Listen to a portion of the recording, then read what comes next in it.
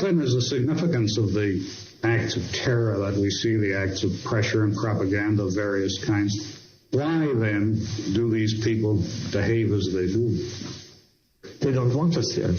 But to my sorrow, it isn't only they that do not want us here. Who are they? They're the people who, because of the War of 48, fled this area into Jordan, into Syria, other places, and have never been resettled. They were refugees. And certainly I admit, one has to admit it, that as far from the humanitarian point of view, there are groups of hundreds of thousands of people who have lived in camps for so many years under miserable conditions. Why haven't they been resettled? Jordan actually was not viable without these people. Jordan had a population of maybe about 300,000. Why were they not resettled? Some of them were. But generally, why was there not a resettlement of refugees, of the Arab refugees? Because not only the refugees, but the Arab countries themselves felt that they should remain in their camps. They should not be resettled. It was one of the weapons against Israel. There were military measures, there was economic boycott, and one of the methods was to keep the refugees feeding a hope that someday they'll march into the country and march us out. So they don't like us. They don't want us here. Our Arab neighbors, to my sorrow, have not yet acquiesced to our existence, therefore wars. And it's all one problem, really, that the Arabs in this area, in the immediate area, are not prepared to live in peace with us. Mr. Meir, it appears from what you say that you accept that Palestinians, or whatever you want to call them, refugees, have been made victims one way or another, that they have a legitimate grievance. What can be done to meet their grievance then?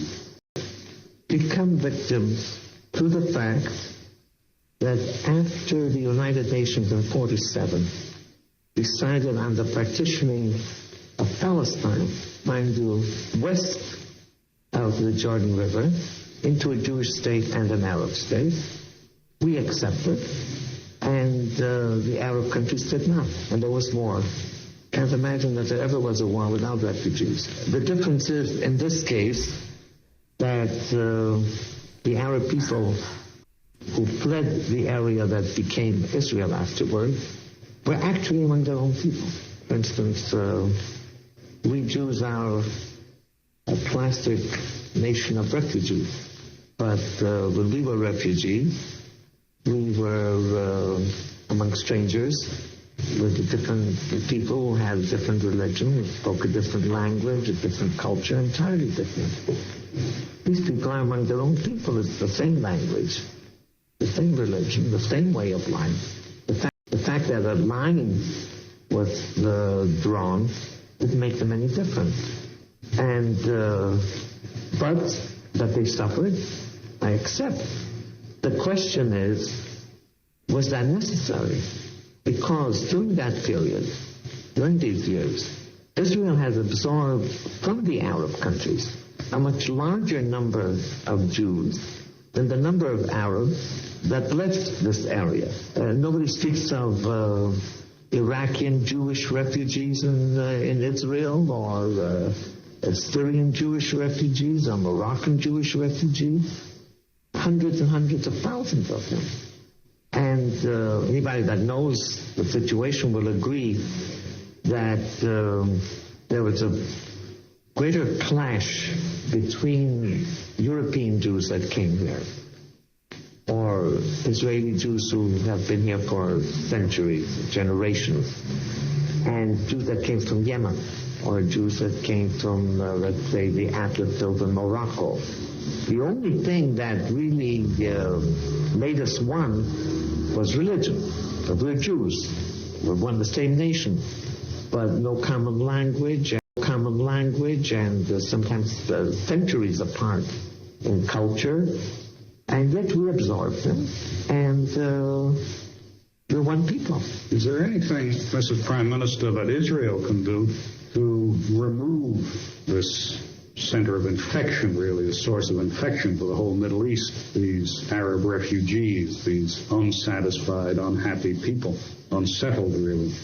Because going around, as I've been doing the last few days, one still sees refugee camps that go back to 1948. That's right. Is there anything that Israel can do? We have said immediately after the war of liberation in 48, 49, that we are prepared to pay compensation for anything that these people have left behind, whether it's land, whether it's orange groves, whether it's houses, anything. We have allowed tens of thousands of them to come back because the families were separated during the fighting. And part of the families remained here. And if there's no problem of security, we allow them to come back. Now, the United Nations had a committee to investigate. Now, if there had been peace, this money, the aid from international aid and from various governments, there's no doubt this thing would have been forgotten.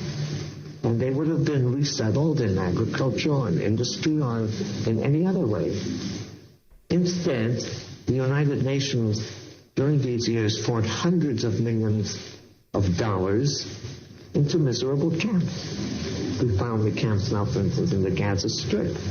It's unheard of that people should be kept in conditions of that kind. But it was done with this idea, the worse the better. These people must be miserable. They must live in conditions of that kind. They must not resettle and have a home of their own or so on, so that there will be an instrument against Israel.